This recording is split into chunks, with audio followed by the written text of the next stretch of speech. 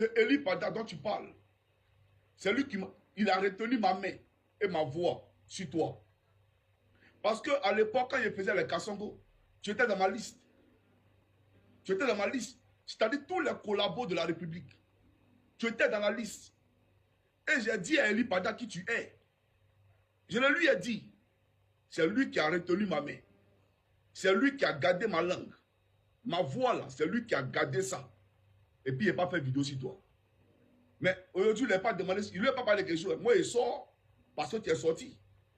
Et que chaque Ivoirien a le droit de s'exprimer. C'est sur la place publique que tu es venu. Mais on va pas toucher de la place publique, il n'y a pas de problème. Mais j'aimerais te dire, Eli Pada, on n'a pas de conseils ou de leçons à recevoir d'un franc-maçon. Écoute-moi très bien. Toi, tu es un franc-maçon. Et c'est moi, Johnny, qui te le dit. On n'a pas de leçons à recevoir d'un fils de Satan. Ceux qui te suivent dans ta poubelle que tu appelles l'église là, ils sont tous perdus. Ceux qui te suivent dans ta poubelle là, que tu appelles l'église, qui vont chez toi matin, midi, soir ou chaque dimanche, ils sont perdus. Parce que c'est comme si c'est Satan lui-même qui évangélisait. Tu n'es pas au courant de ça? On ne peut pas suivre 2 lièvres à la fois et 2 maîtres à la fois. Maman et Jésus-Christ. Toi, tu suis un Satan qui est dans la franc-maçonnerie et tu as venu parler de quoi? Tu parles de quoi? Tu parles de Jésus? Toi, tu plais Jésus?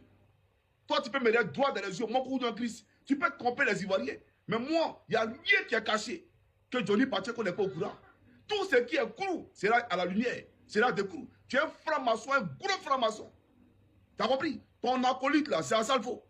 Il ne faut pas m'aider les gens ici. Toi, tu as venu t'asseoir pour parler de prophétie. Toi, Dieu te parle. Toi, Dieu te parle. Dieu, tu connais Dieu. Il y a moi ce féticheur là. A venu s'asseoir, tu parles de Eli Pada. C'est ton camarade Eli Pada. C'est ton camarade. Je suis bien placé pour te faire des révélations. Je suis bien placé pour témoigner de ce qu'Eli Pada est. Ce qu'il est là, je suis bien placé pour te le dire. Moi, il y a des gens qui m'ont envoyé ici les notes vocales. Des notes vocales où ils disent aux prophètes de parler pour eux, de prier pour eux.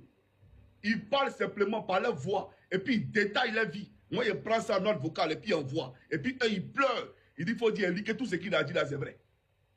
Et puis Eli m'a dit que tu as menti ici et puis ici. Il faut corriger ça, sinon il ne prie pas pour toi. Et il corrige. Et puis tout ce qu'il dit là, c'est exactement ce qui se passe. Il y a une fille qui est dans un pays ici, elle n'a pas vu dessus son nom. Elle est venue, elle m'a envoyé sa note. C'est-à-dire qu'elle n'est même pas rentrée dans les détails. Simplement, je n'ai pas de mari. Les gens qui viennent à moi, ils s'en vont, etc. Eli a détaillé même la vie de son mari.